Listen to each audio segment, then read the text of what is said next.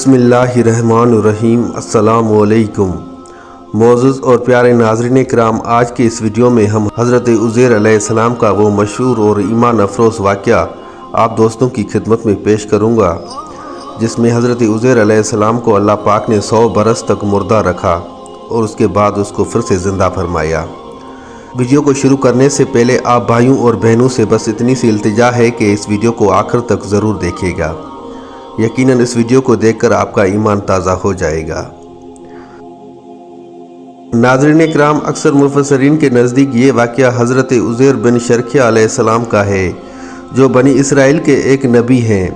वाक़ये की तफसील ये है कि जब बनी इसराइल की बदएमालियाँ बहुत ज़्यादा बढ़ गईं तो उन पर अल्लाह की तरफ से ये अज़ाब आया कि बख्त नसर बाबली एक काफिर बादशाह थे, जिसने एक बहुत बड़ी फ़ौज के साथ बैतुल मुक़द्दस पर हमला कर दिया और शहर के 1 लाख बाशिंदों को कत्ल कर दिया। 1 लाख लोगों को मुल्क शाम में इधर उधर बिखेर कर आबाद कर दिया और 1 लाख लोगों को पकड़ कर अपना गुलाम बना लिया।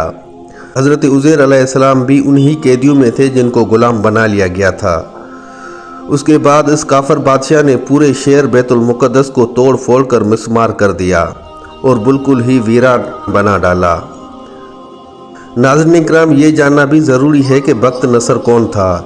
ये कौम अमालका का एक लड़का उनके बुत नसर के पास लावारिस पड़ा हुआ मिला। क्योंकि उसके बाप का किसी को नहीं मालूम था, इसीलिए लोगों ने इसका नाम बख्त नसर यानी कि नसर का बेटा रख दिया। खुदा की शान के ये लड़का बड़ा होकर केराह सैफ बादशाह की तरफ से सल्तनत बाबुल पर गवर्नर मुकर्रर हो गया। फिर ये खुद दुनिया का बहुत बड़ा बादशाह हो गया। कुछ दिनों के बाद हज़रत उज़ैर अलैहिस्सलाम जब किसी तरह बख्त नसर की कैद से रिहा हुए तो एक गधे पर सवार होकर शहर बैतुल मुक़द्दस में दाखिल हुए। अपने शहर की वीरानी और बर्बादी को देखकर उनका दिल भर आया। वो रो पड़े और चारों तरफ चक्कर लगाया, मगर उन्हें किसी इंसान की शक्ल नज़र न आई। हाँ, ये देखा कि वहाँ के दरख्तों पर खूब ज़्यादा फल आए हुए थे जो कि पक कर तैयार हो चुके थे, मगर उन फलों को तोड़ने वाला कोई भी वहाँ पर ना था। ये मंजर देखकर निहायत ही हसरत व अफसोस के साथ बेइख्तियार आपकी ज़बान से ये कलमात निकले, जिसका तर्जमा कुछ यूँ है। इस शहर की ऐसी बर्बादी और वीरानी के बाद भला किस तरह अल्लाह ताला इस शहर को दोबारा से आबाद करेगा। फिर आपने कुछ फलों को तोड़कर तनावल फरमाया और अंगूरों को निचोड़ कर उनका शीरा नोश फरमाया और बचे हुए फलों को अपनी झोली में डाल दिया और बचे हुए अंगूर के शीरा को अपनी मश्क में भर लिया और गधे को एक मजबूत रस्सी से बांध दिया। फिर आप एक दरख्त के नीचे लेट कर सो गए और इसी नींद की हालत में आपकी वफ़ात हो गई। और अल्लाह ताला ने दरंदों, परंदों और चरंदों और जिन व इंसान सब की नज़रों से आपको ओझल कर दिया कि कोई भी आपको ना देख सका। यहाँ तक कि 70 बरस का ज़माना गुजर गया तो मुल्क फारस के बादशाहों में से एक बादशाह अपने लश्कर के साथ बैतुल मुक़द्दस की इस वीराने में दाखिल हुआ। जब वो दाखिल हुआ तो उसने देखा कि हर तरफ वीरानी फैली हुई है।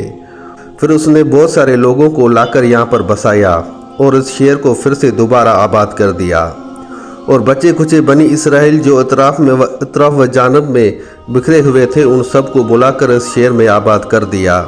उन लोगों ने नई इमारतें बनाकर और किस्म किस्म के बागात लगाकर इस शहर को पहले से कहीं ज़्यादा खूबसूरत और बारौनक बना दिया था।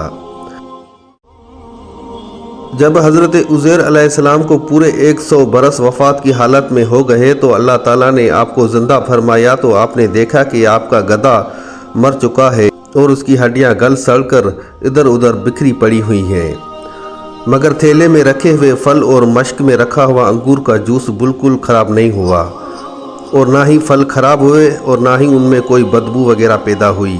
और आपने ये भी देखा कि अब भी आपके सर और दाढ़ी के बाल काले हैं और आपकी उम्र वही 40 बरस थी। आप हैरान होकर सोच विचार में पड़ गए थे कि इतने में आपके ऊपर वही उतरी और अल्लाह ताला ने आपसे दरियाफ्त फरमाया कि ए उज़ैर, आप कितने दिनों से यहाँ पर सोए रहे। तो आपने ख्याल करके कहा कि मैं सुबह के वक्त सोया हुआ था और अब असर का वक्त हो गया है। ये जवाब दिया कि मैं दिन भर या दिन भर से भी कम सोता रहा। तो अल्लाह ताला ने फरमाया कि नहीं ए उज़ैर, तुम पूरे 100 बरस यहाँ पर ठहरे रहे। اب ہماری قدرت کا نظارہ کرنے کے لیے ذرا اپنے گدھے کو دیکھو کہ اس کی ہڈیاں گل سڑ چکی ہیں، اور اپنے کھانے پینے کی چیزوں کو دیکھو کہ ان میں کوئی خرابی اور بگاڑ پیدا نہیں ہوا۔ پھر ارشاد فرمایا کہ اے عزیر، اب تم دیکھو کہ کس طرح ہم ان ہڈیوں کو اٹھا کر ان کے اوپر گوشت چڑھا کر اس گدھے کو زندہ کرتے ہیں۔ چنانچہ حضرت عزیر علیہ السلام نے دیکھا کہ اچانک بکھری ہوئی ہڈیوں میں حرکت پیدا ہوئی اور ایک دم تمام ہڈیاں جمع ہو کر اپنے اپنے جوڑ سے مل کر گدھے کا ڈھانچہ بن گیا، اور لمحے بھر میں اس ڈھانچے پر گوشت چڑھنا شروع ہو گیا اور گدھا زندہ ہو کر اپنی بولی بولنے لگا۔ یہ دیکھ کر حضرت عزیر علیہ السلام نے بلند آواز سے کہا کہ میں خوب جانتا ہوں کہ اللہ سب کچھ کر سکتا ہے، وہ ہر چیز پر قادر ہے۔ اس کے بعد حضرت عزیر علیہ السلام نے شہر کا دورہ فرماتے ہوئے اس جگہ پہنچ گئے جہاں 100 برس پہلے آپ کا مکان تھا، تو وہاں پر کسی نے آپ کو نہ پہچانا اور نہ ہی آپ نے کسی کو پہچانا۔ ہاں، البتہ یہ دیکھا کہ ایک بوڑھی اور اپاہج عورت مکان کے پاس بیٹھی ہے، جس نے اپنے بچپن میں حضرت عزیر علیہ السلام کو دیکھا تھا۔ آپ نے اس سے پوچھا کہ کیا یہی عزیر کا مکان ہے؟ تو اس نے جواب دیا، جی ہاں۔ پھر بڑھیا نے کہا کہ عزیر کا کیا ذکر ہے، ان کو تو 100 برس ہو گئے ہیں، وہ بالکل ہی لاپتہ ہو چکے ہیں۔ یہ کہہ کر وہ بڑھیا رونے لگی، تو آپ نے فرمایا کہ اے بڑھیا، میں ہی عزیر علیہ السلام ہوں۔ تو اس بڑھیا نے کہا کہ سبحان اللہ، مگر آپ کیسے عزیر علیہ السلام ہو سکتے ہیں؟ آپ نے فرمایا کہ اے بڑھیا، مجھ کو اللہ تعالیٰ نے 100 برس تک مردہ رکھا، پھر مجھ کو زندہ فرما دیا اور میں اپنے گھر کو آ گیا ہوں۔ تو اس بڑھیا نے کہا کہ حضرت عزیر علیہ السلام تو ایسے باکمال شخص تھے کہ ان کی ہر دعا فوراً قبول ہوتی تھی۔ اگر آپ واقعی ہی حضرت عزیر علیہ السلام ہیں تو میرے لیے دعا کیجئے کہ میری آنکھوں میں روشنی آ جائے اور میرا فالج بالکل ٹھیک ہو جائے۔ یہ سن کر حضرت عزیر علیہ السلام نے فوراً دعا کی تو اللہ پاک نے اس کی دعا قبول فرمائی اور بڑھیا کی آنکھیں ٹھیک ہو گئی اور اس کا فالج بھی اچھا ہو گیا۔ پھر اس بڑھیا نے غور سے آپ کو دیکھا تو پہچان لیا اور بول اٹھی کہ میں شہادت دیتی ہوں کہ آپ یقیناً حضرت عزیر علیہ السلام ہی ہیں۔ پھر وہ بڑھیا آپ کو لے کر بنی اسرائیل کے محلے میں گئی۔ اتفاق سے وہ سب لوگ ایک مجلس میں جمع بیٹھے تھے۔ اسی مجلس میں آپ کا بیٹا بھی موجود تھا جو 118 برس کا ہو چکا تھا، اور آپ کے چند پوتے بھی تھے جو سب بوڑھے ہو چکے تھے۔ بڑھیا نے مجلس میں شہادت دی اور اعلان کیا کہ اے لوگوں، بلا شبہ یہ حضرت عزیر علیہ السلام ہی ہیں، مگر کسی نے اس بڑھیا کی بات پر یقین نہ کیا۔ اتنے میں اس کے بیٹے نے کہا کہ میرے باپ کے دونوں کندھوں کے درمیان ایک کالے رنگ کا مسحا تھا جو چاند کی شکل کا تھا۔ چنانچہ آپ نے اپنا کرتا اتار کر دکھایا تو وہ مسحا موجود تھا۔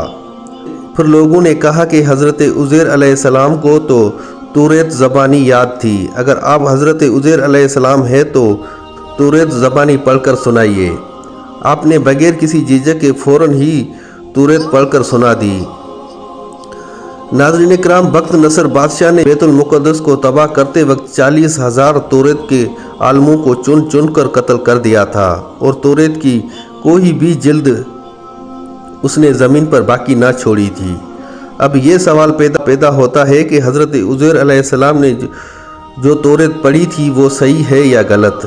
تو ایک آدمی نے کہا کہ میں نے اپنے باپ سے سنا ہے کہ جس دن ہم لوگوں کو بخت نصر نے گرفتار کیا تھا، اس دن ویرانے میں ایک انگور کی بیل کی جڑ میں توریت کی ایک جلد دفن کر دی گئی تھی۔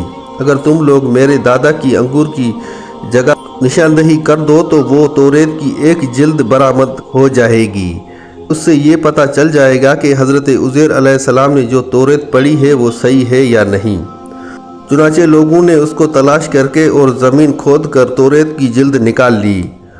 جب اس توریت کو نکال کر دیکھا تو وہ حرف بہ حرف وہ بالکل ٹھیک پڑی تھی۔ یہ عجیب و غریب اور حیرت انگیز ماجرا دیکھ کر سب لوگوں نے ایک زبان ہو کر یہ کہنا شروع کر دیا کہ بے شک حضرت عزیر علیہ السلام یہی ہیں اور یقیناً یہ خدا کے بیٹے ہیں، نعوذ باللہ۔ چنانچہ اسی دن سے یہ غلط اور مشرکانہ عقیدہ یہودیوں میں پھیل گیا کہ معاذ اللہ حضرت عزیر علیہ السلام خدا کے بیٹے ہیں۔ چنانچہ آج تک دنیا بھر کے یہودی اس باطل عقیدے پر جمع ہوئے ہیں کہ حضرت عزیر علیہ السلام خدا کے بیٹے ہیں، معاذ اللہ۔ ناظرین اکرام، اس واقعے کا ذکر اللہ تعالیٰ نے قرآن مجید کی سورۃ بقرہ کی آیت میں بھی فرمایا ہے۔ معزز ناظرین اکرام، یہ تھی آج کی چھوٹی سی ویڈیو۔ امید کرتا ہوں آپ بھائیوں اور بہنوں کو ویڈیو ضرور اچھی لگی ہوگی۔ اگر بھائی کی ویڈیو اچھی لگی ہو تو ایک لائک اور ایک پیارا سا کمنٹ ضرور کر دیجیے گا۔ جزاک اللہ۔